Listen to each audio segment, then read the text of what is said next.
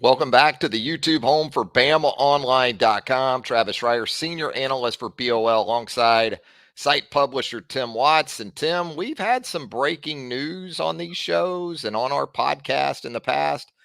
This one, along with what we heard just a couple of days ago from Nick Saban, is going to rank right atop the list there, as Kalen DeBoer has agreed to become Alabama's next head football coach, replacing legendary succeeding, I guess, maybe a better word, Nick Saban at the University of Alabama, the pride of Millbank, South Dakota, Kalen DeBoer. Population 3544, but hey, these guys got to come from somewhere. Nick Saban, Fairmont, West Virginia. Your thoughts, your initial reaction to the hiring of Kalen DeBoer? I mean, how long has it felt like since Saban retired to you? Like, I'm talking to people all day, like a counselor. They're like, what the hell is taking so long? And even me, I'd go, man, what? Hold up. It's been 41 hours. Yeah. It just seems like this ever. I still think it goes back to the Dan Lanning, right? Nick Saban retires at 4. Dan Lanning's on campus at 6 p.m., right? There's multiple reports by 9. He's on campus. By 10, we'd put it out. But the fact that clock got going so quick, I think that's what makes this feel so long. I mean, because we're just now coming up on 46 hours. So Greg Burns, the outline was 72 hours, right? Yeah. That's what it was. 72-hour window. He kicked the 72-hour window's butt. And yet it just feels like there has been a panic. I think part of that is, Mike Norvell announcing he's staying, and Steve Sark. I mean, that's part of the gig. I know people get mad and angry. I don't believe Mike Norvell had an offer. I think he knew Alabama was going in a different direction, worked out a deal. Again, Jimmy Sexton, Kaiser Soze's working these deals. Nobody's better than Jimmy Sexton at working and getting the most out of this. But to me, it goes down to how confident Greg Byrne was that this was going to happen. Again, we discussed it. You put yourself on a clock. The fans were already going to put you on a fast timeline, right? Right. Portal and everything happening. But you put yourself on if you just said a week, we'd have been okay. He came with, give me 3 days.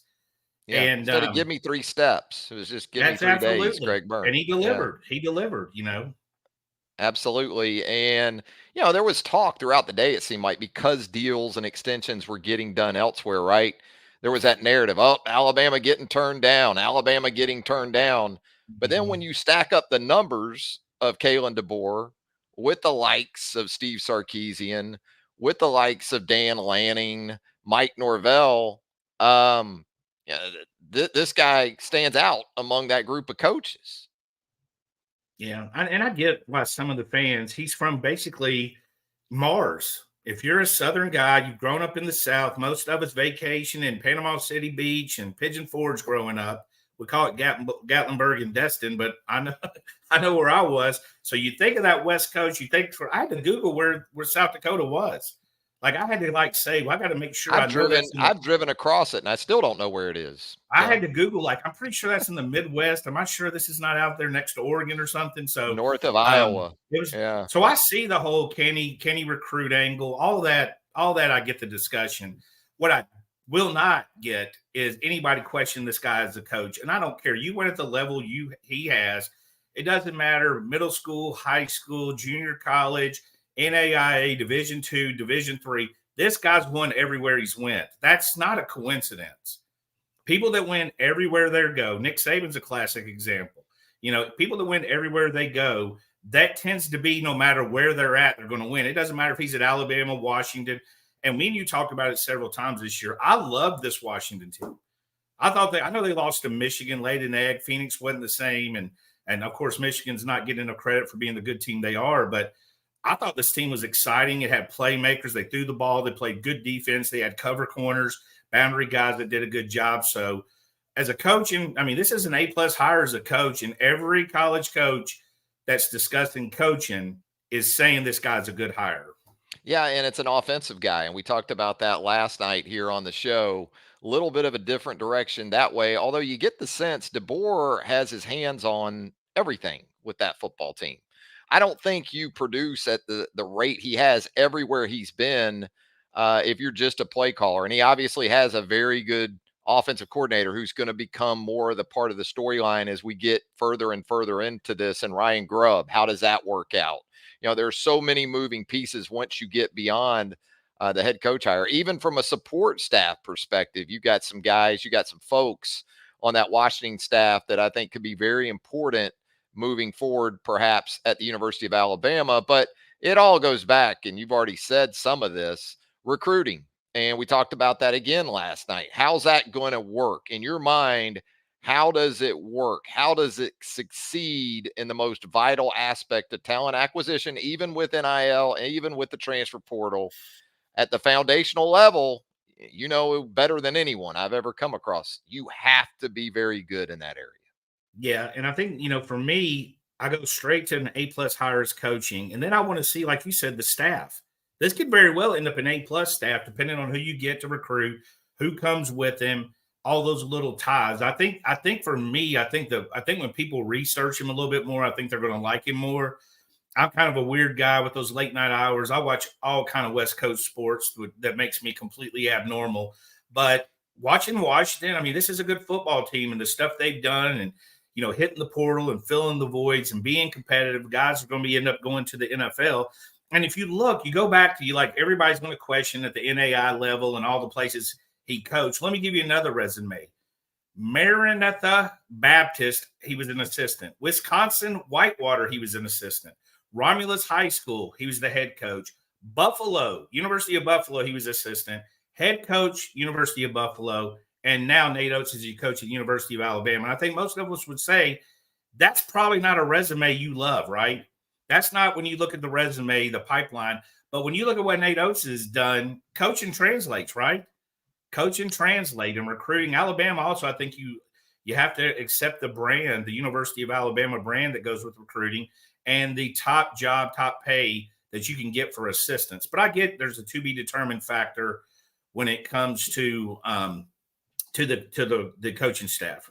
Yeah, and we understand all sports aren't created equal from a recruiting perspective. There's obviously differences, but here's a big difference too. If you want to make that analogy of Nate Oats on the basketball side, that was an Alabama program too that he took over that really had zero juice at that time, Tim. That is not the case with Kalen DeBoer. I mean, he is stepping in to an Indy race car that's ready to go and not just run laps at the Indianapolis 500, but win the whole thing. Absolutely. And another point is, wow, this is a highly visible guy. They were in the college football playoffs. You saw him beat Oregon twice. So you're already getting looks at this guy. Nobody saw Nate Oats coaching basketball at Buffalo.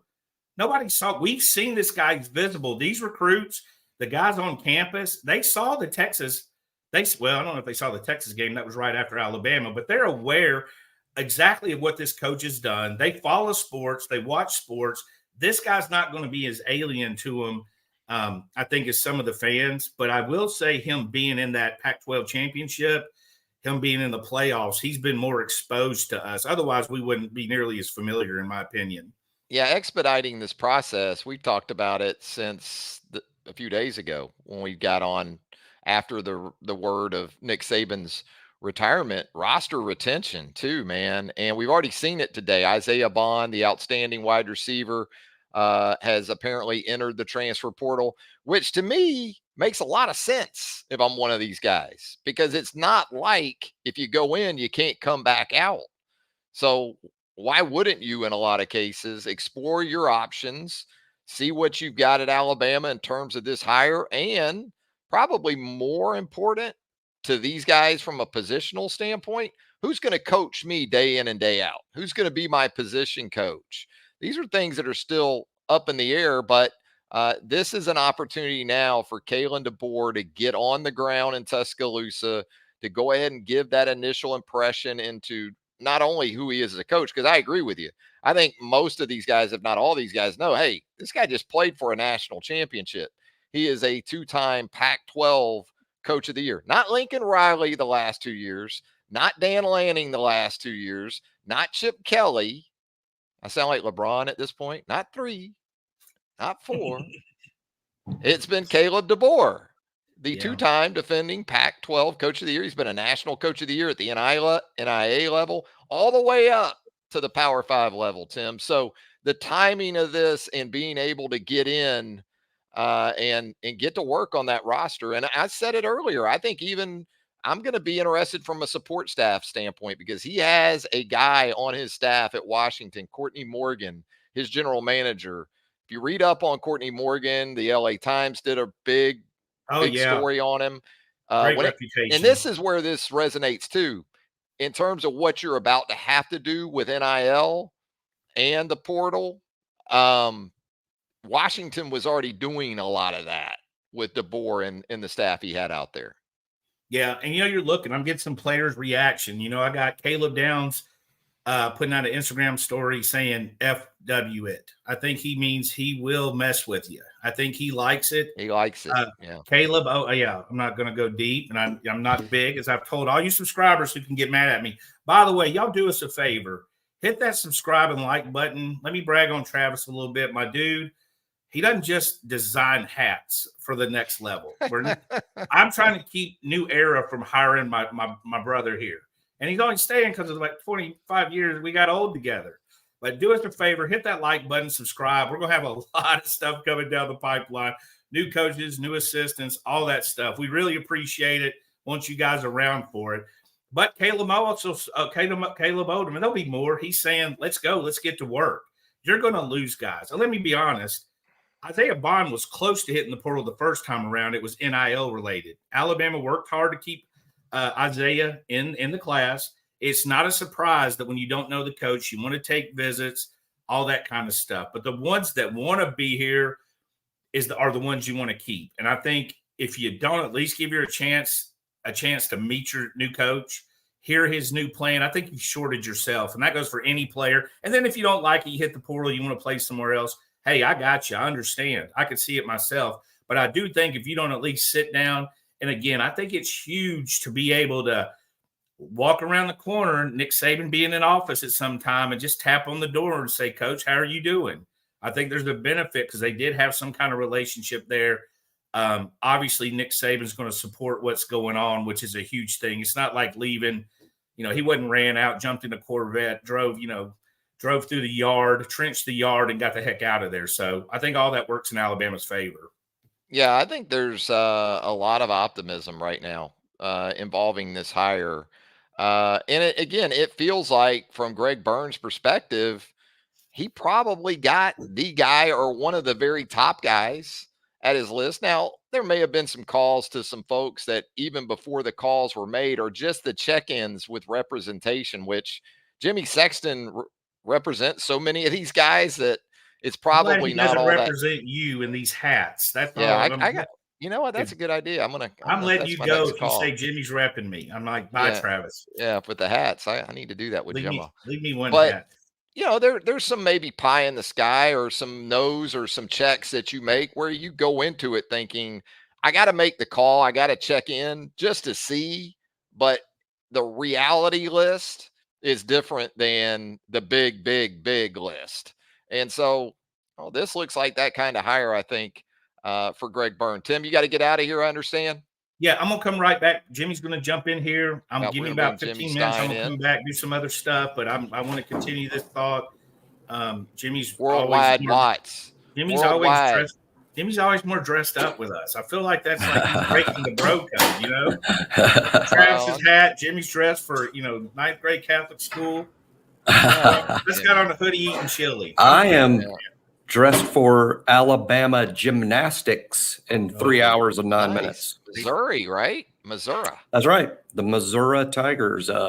Wife and I, we're going to go watch Alabama's gymnastics and see what we see around the football building while we're there.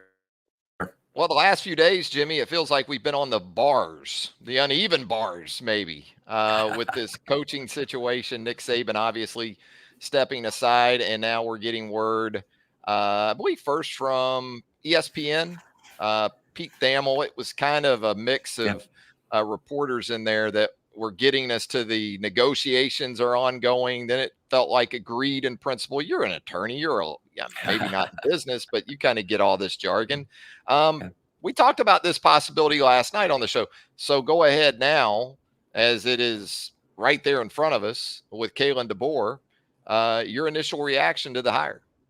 I'm excited for Alabama and Alabama fans. He's a winner. I mean, the first thing, I didn't know a lot about Kalen DeBoer until this week, to be honest. I knew of him because he's a Washington head coach and had success a year ago.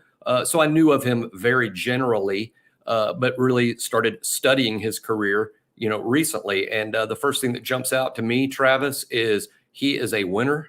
104 wins and 12 losses. I know the critics will immediately say, yeah, but look where. I don't care where. I don't care if it was Hoover High School, 15 years ago, playing against 1A Alabama schools every week.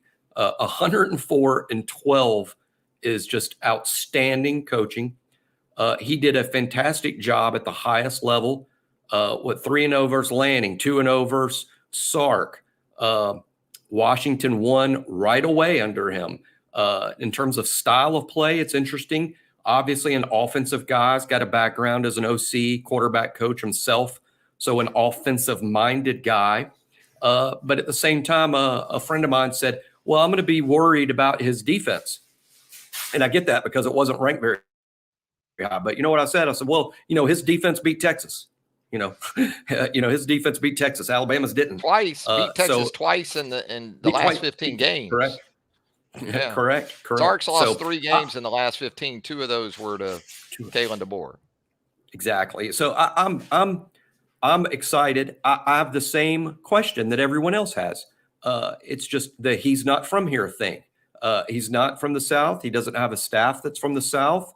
He is not recruited at the level that he will be expected to recruit at Alabama. That's going to be a new thing. We have to see how he handles that, how he does that. Those are fair questions. But what I don't think is fair is when people just assume he won't do it well, because that's not fair. It's not based on any sort of logic, frankly.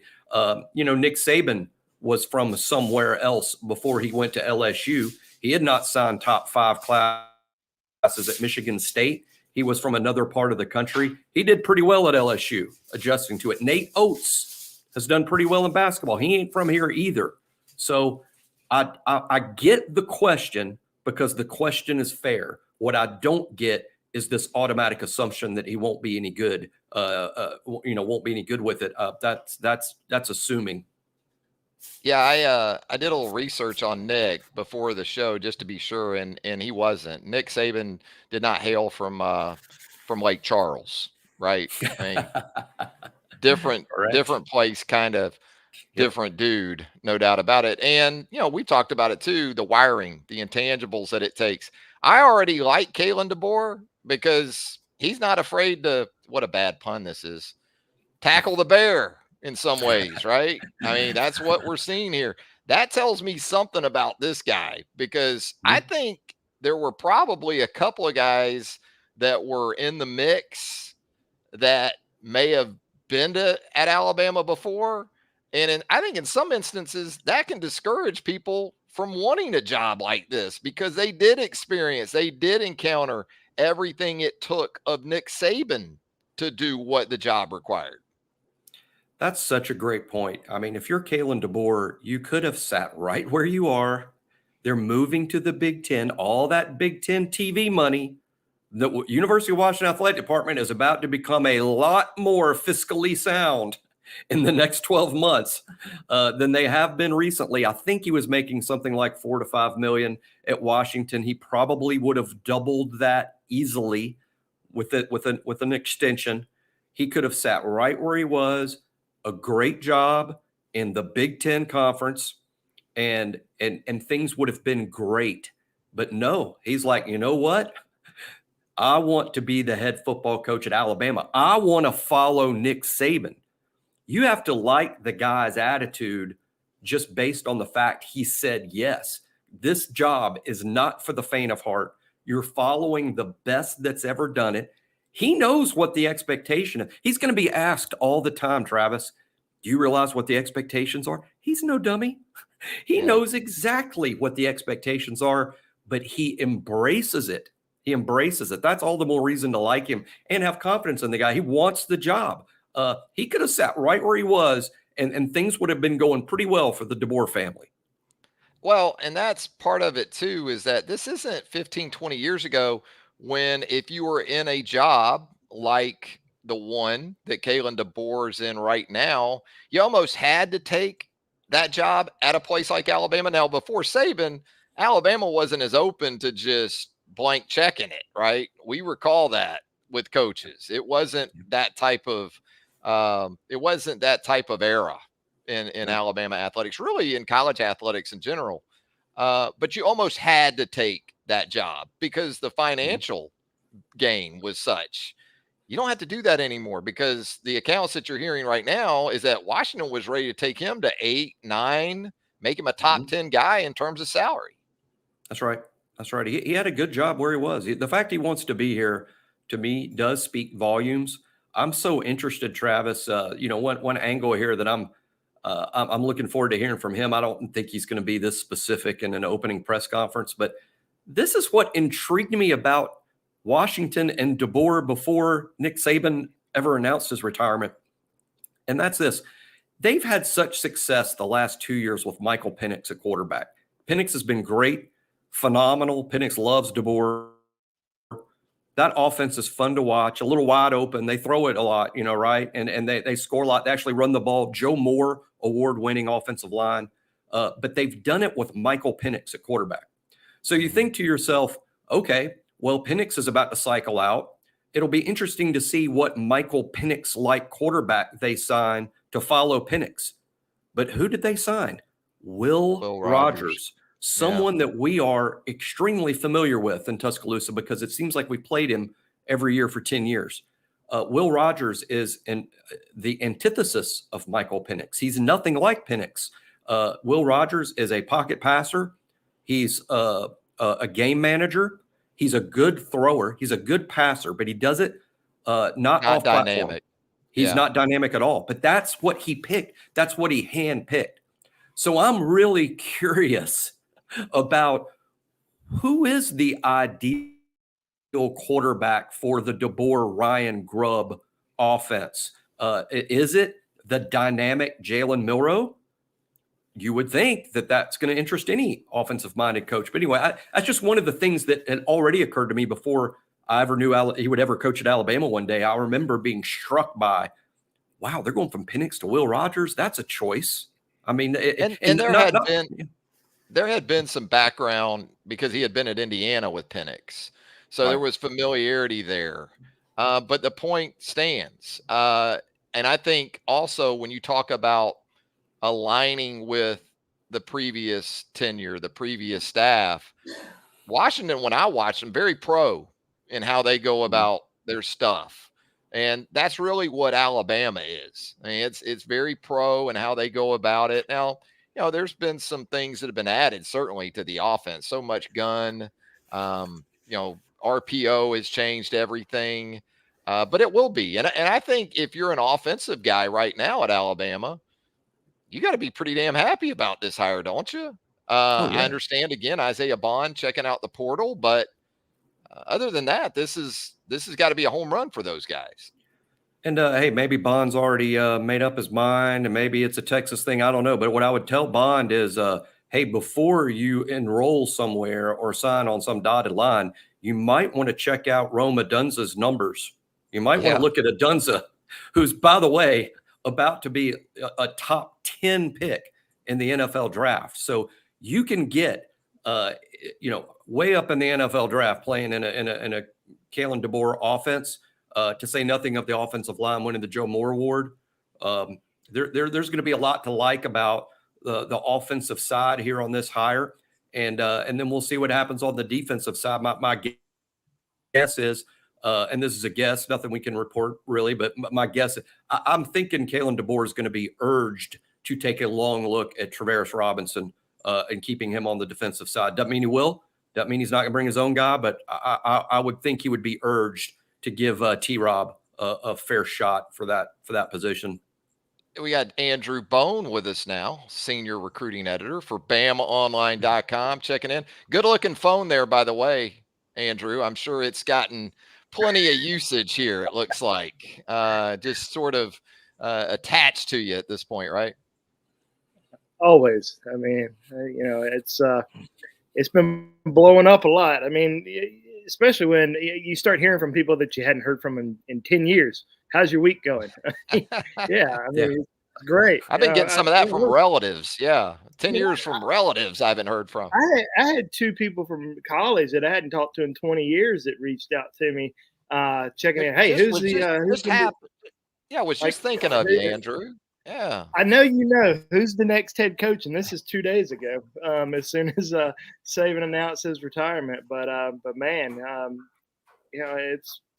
it happened quickly. As we kind of suspected, and what a hire. I mean, people asked me earlier today. They said, how did you not expect this to be one of the guys?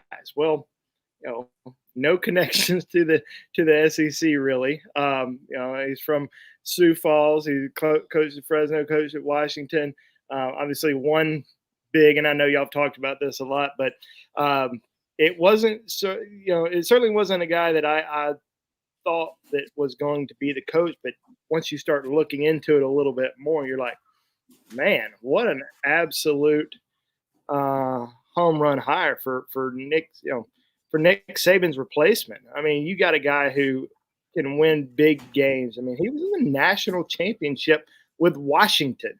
No offense to Washington, but they don't have the depth, the talent that Alabama has, that the Alabama roster has, or the talent that they can attract. I mean, you look at his recruiting class this year, and a lot of people said, oh, well, it's the number 30 recruiting class in the country. Well, they only brought in 16 players. I mean, you're not going to have a highly ranked class with 16 recruits. He spent a lot of time recruiting in the transfer portal. And what I sort of took from that is he's not going after, players just to add numbers to his roster. He's wanting to go after, really good players. He's wanting to go after players that can make a difference in your program and fits what you like to do. He's not just going to go into into the Seattle area.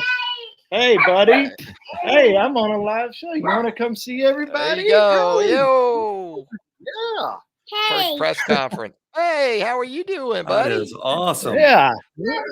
But when you think about it too, I mean, there's so much more to roster building these days. And I talked about this with Tim earlier. It was one of the first things we touched on, Andrew.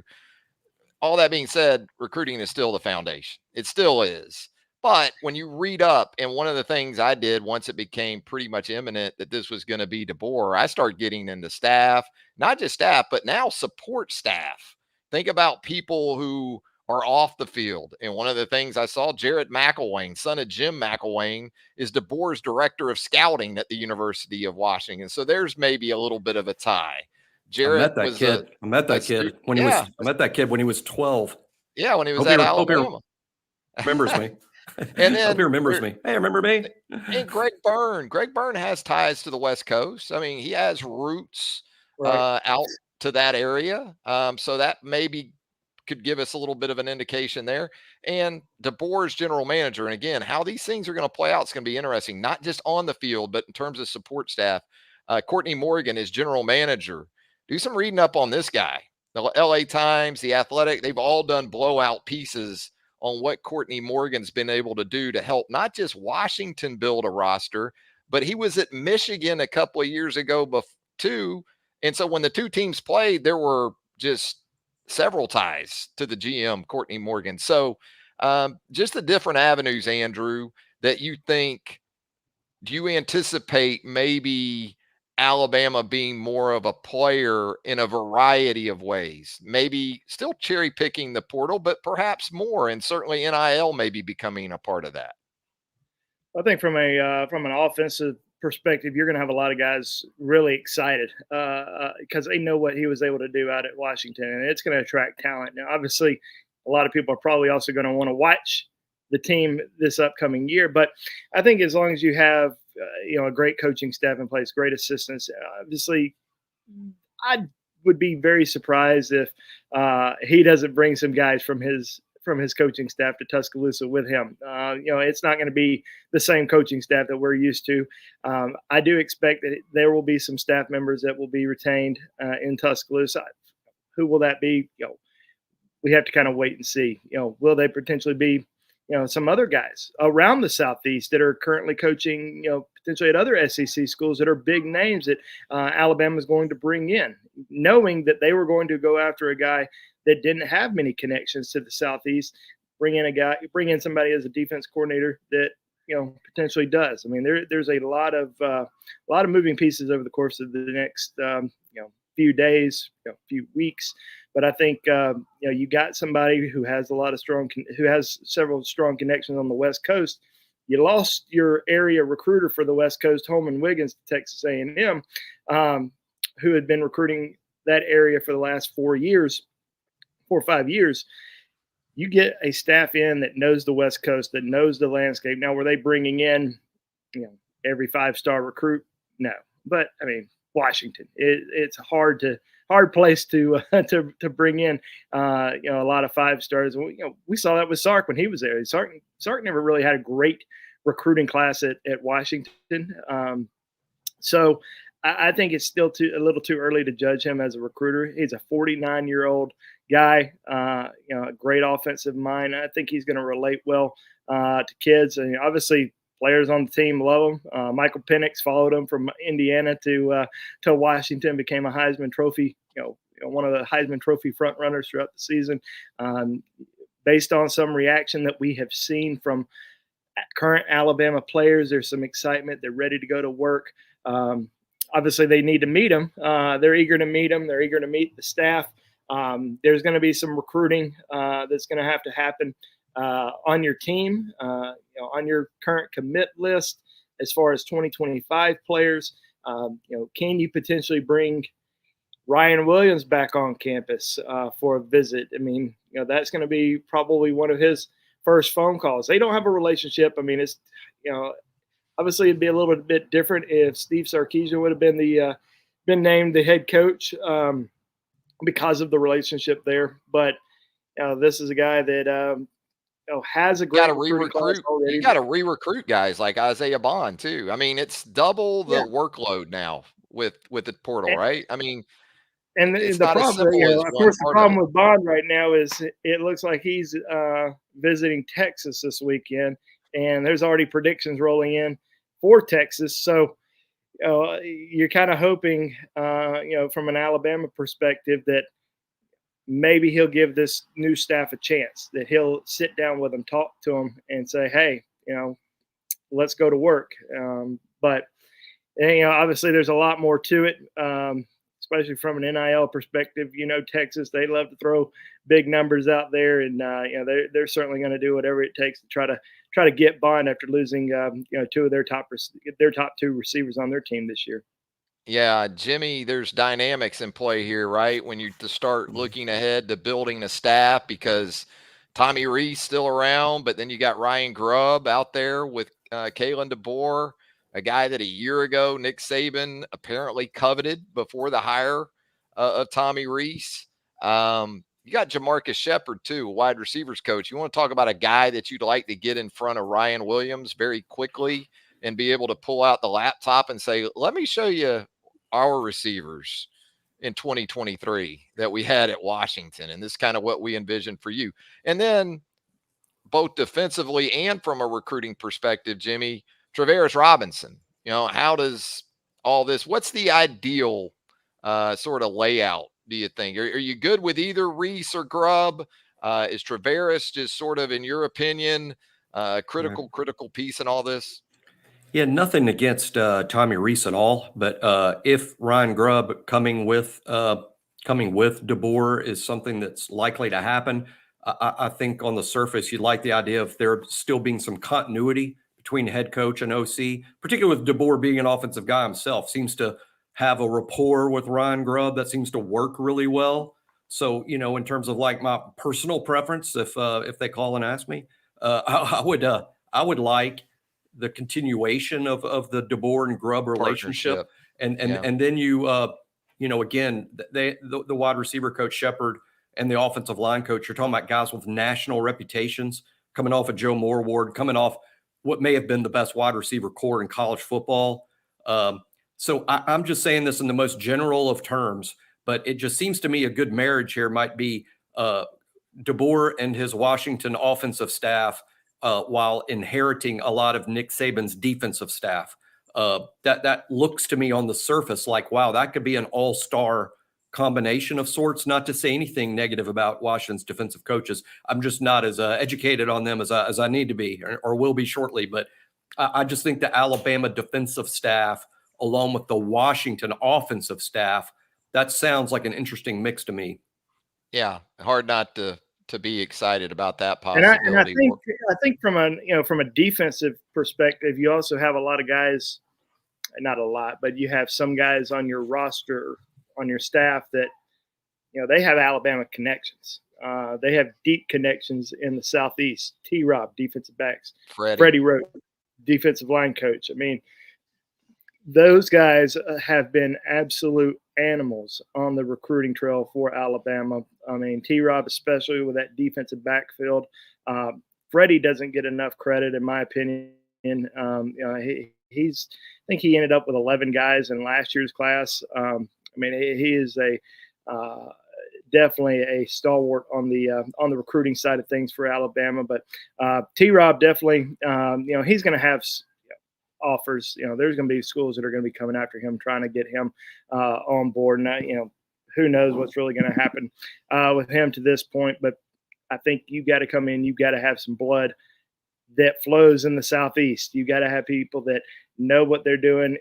They know the landscape. They know these schools. They know the players. They know what it takes to secure them. They know what it takes to get these kids on campus for visits and then close the deal with them down the home stretch. So it's a whole new ball game for some of the coaches. But when you're winning games and you're winning at a very high level, that certainly erases a lot of doubt. And as we're probably going to see here pretty soon, I'm sure Yay Alabama is going to be starting a pretty strong campaign to get all the Alabama fans on board and support the program as much as they can. Yeah, I think Alabama is absolutely NIL ready. There is an arm that is in place. You're probably going to have to grease that thing. And I think maybe more so than ever, Alabama supporters are going to be ready to come with the money, because you don't have that security blanket of just saying, well, Nick will just coach it. It doesn't matter. We can do this just with Nick Saban and who he is. And let's talk about Nick Saban, guys. The dynamic of Nick Saban around the program, because we've heard that from him, that he will still have a presence and been pretty adamant about that, perhaps even to the extent of an office. So how do you guys envision that playing out with Kalen DeBoer? And, Nick just doesn't strike me as a guy that's going to want to show up and just kind of assert himself, but maybe kind of like how other sports have utilized Nick Saban, Jimmy, in the past, bring by key recruits and then, or maybe a lot of recruits. Who knows, I guess. I think there's going to have to be found a balance between what I would call Nick Saban's presence and his shadow. I think Nick Saban's presence will be extremely helpful on the recruiting weekends, in particular, when you have a lot of prospects on campus. I think when you have a crisis of sorts, maybe, Saban's presence may mean a lot, but I honestly also think his shadow would be harmful. Kalen DeBoer has to be his own person. He has to coach in his style. He can't copy someone else's style and be successful. He's got to be his own dude, do it his own way, and he can't feel constantly second guessed by the greatest that's ever done it. You don't want Kalen DeBoer to feel like he's being constantly second guessed or even criticized by the former coach. So I think it might not be something that's comfortable at first, but they're going to have to find some sort of balance between the importance of Nick Saban's presence, which I am certain that Kalen DeBoer would welcome, but his shadow would be bad. Andrew, is just something we don't see all that often. I guess most recently, Steve Spurrier's had that kind of presence. He's been back in Gainesville. He has even had his own office in the facility at Ben Hill Griffin Stadium, somewhere down there on campus. How do you see this sort of playing out? Well, Steve Spurrier was also golfing a lot during his last few years, going out on the it was a week of he never really was crazy about recruiting, even when he had it going. I've got a story that's going to come out in a couple days on BamaOnLine about Coach Saban and the last 17 years and the recruits, the stories. I mean, it was the greatest recruiting dynasty that you're ever going to see, and him being around the program still, being able to share his knowledge with Coach DeBoer, I think that's going to be huge. Obviously, he doesn't want to. He's passing the torch to him. He's not going to. He doesn't want to be the guy that's overlooking everything, but he's going to be there to help him along the way a little bit. He's going to he's going to be able to provide advice. He's going to be able to show him, this is how I did things. This is what was successful, on the recruiting trail for us over these last several years. Obviously, things are going to be a little bit more challenging because last 17 years, everybody wanted to play for Nick Saban in Alabama. And obviously, you've got a new coach in that a lot of people don't know. They want to get to know him. And, I think he's going to certainly, try to hit the ground running pretty fast. And I think that's probably, obviously that's another reason why this hire was made rather quickly, because you have junior days coming up. You've got obviously the transfer portal window that's open right now. You got to try to recruit those guys to stay on board. And, you've got a 2025 class that a lot of people are already ahead of you right now in recruiting. So now you got to jump in fast and get on those guys and see what happens. But I'm excited about this hire. I think a lot of people are, based on all the reaction that we've seen on social media today, on our board. I think people are really excited about it. Once the craziness of the Dan Lannings and the Steve Sarkisian that kind of passed, once people started looking into it a little bit more and saying, this is going to be the guy, people started getting really excited. Of course, there's a couple bozos who, make stupid comments, but they're very, very few. And I think that old Timmy there is gonna be excited about this new hire as well. Hey, Tim, go ahead. I was going to say, I think it's natural for the ones that have questions. I don't have a problem with that, but I mean, I absolutely think you're an idiot to come in and compare him to Brian Harsin. I said this earlier. That's like saying, LeBron James with the Lakers, if he goes to the Hawks, he's never played in the South. He's not going to know how to play basketball. I mean, other coaches have came from the non-South and did well. Urban Meyer, one of the biggest impact coaches in the history of the SEC. Nick Saban is another one that has came in and did exactly that same thing. I get Brian Harsin, but Brian Harsin. Me. Yep. Brian Harsin. My son knows how to unlock doors now. Brian Harsin has a great reputation as a college football coach. It was the recruiting and the making relationships that he struggled with. Now, I will say that what did Greg Burns say in his announcement? What are the main things he's going to have to be able to do?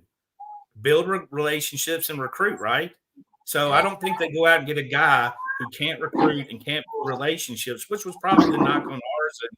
He just struggled in those areas. So yeah, I think that they've got, I think that would be the focal point from it. But I get the questions. You don't know who the assistants are. But I think you look at this as a semester in school. We got our 6-week report card. We got an A.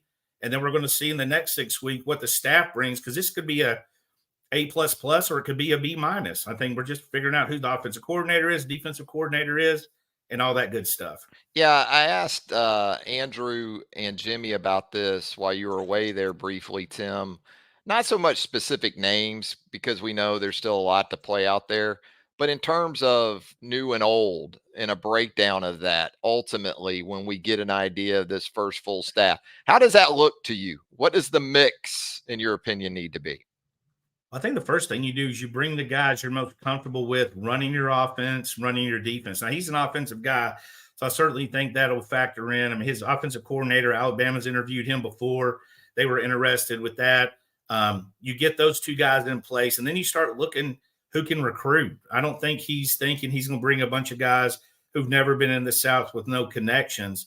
Also, I don't think you can sleep on how important it was that Nick Saban's around the corner and available in a phone call to go, not tell him what to do, but to advise and say, how did you build your staff at LSU? Because if I recall correctly, he left everybody at Michigan State, basically, right? And then Nick Saban He goes left to LSU. some, and then others decided to stay. But yeah, essentially, he had a brand new shows staff up at LSU, and he put together a staff that they do that. They pop up the photo during games, and 90% of those heads are circled. They moved on to head coaching jobs. So I think that that's kind of what you do. You want the guys that you trust coaching, and then you go digging the guys that know how to recruit. And I also think you're sleeping on the fact that Alabama has a pretty good reputation. I mean, again, Caleb Downs, straight to the point. I'm here for it. Is there a bigger mouth right now in defense that you wanted to know that he's down for it? He's ready to, FW it. You know what I mean? So, Caleb's ready. Caleb's ready to rock and roll. So you got to think if he likes it, some of the other kids are going to like it. Yeah, this isn't we hope it works out higher. I don't think, because we've seen this guy do it at the Power 5 level, at the highest level, right? This isn't Fran coming from TCU at the time, or, even Mike Norvell going from Memphis to Florida State. And that's worked out. It's worked out fine. I think you've got more substance to work with off this hire with Kalen DeBoer than you maybe you're getting the sense some people think you do. I think there's more there, more hat, and more cattle too. So, hey guys, anything else we want to throw in here, Tim, before we jump off, because we got a lot going on at BamaOnLine.com, as we know. No, I just think it's important to educate yourself on what you're getting before making an opinion. Again, you look at this guy's resume. Hottest names in coaches. Who are the best coaches? Who are the biggest name in coaching right now? You're looking at Kirby Smart, right? Yeah. Steve Sarkisian, maybe the top two in the game. Dan Lanning, right below that. Well, he's beat Steve Sarkisian in back-to-back years with really good Texas. I would say Texas probably had more talent in both of those games. He beat them in San Antonio, too. The one bowl game was in San Antonio. Right, and I don't say that as a shot at Texas. I say it as a compliment to having beat those teams that were really good. And also, he's did well against Dan Lanning. So this isn't like, hey, he hasn't played anybody. No, he's played the best. And again, the last 2 or 3 years, was that the best run in Pac-12 history? That was some of the most talented teams we saw, and this guy was the dominating factor in it. 3 losses in 2 years, and I think he knows how to coach football. And I think our next question is, let's figure out exactly who the staff's going to be, and then react as it comes along. Yeah, same league, Jimmy, a little bit, but I detect some maybe Kyle Willingham in DeBoer too, in terms of, I always looked at Kyle Willingham at Utah and thought, I don't know if he would do well at Alabama, but I felt comfortable that in terms of the stuff that we always talk about being built for the Alabama job, I always thought Kyle Willingham could probably deal with what comes with it. I get some of that from DeBoer too. Yeah, you have to be. Alabama's a unique job. It really is. It's not just a prestigious job or a blue blood job. It's all of those things, but it's a unique job. And in part because the head coach is also serves as several hats, including the governor of the state. You're the most well-known person in the state of Alabama. You're the most proud person in the state. I think he's been coaching in a big city in Seattle, where maybe not everybody in this huge city is a gigantic UW Husky fan. And him and his wife on Friday nights could just pick the restaurant they wanted to go eat.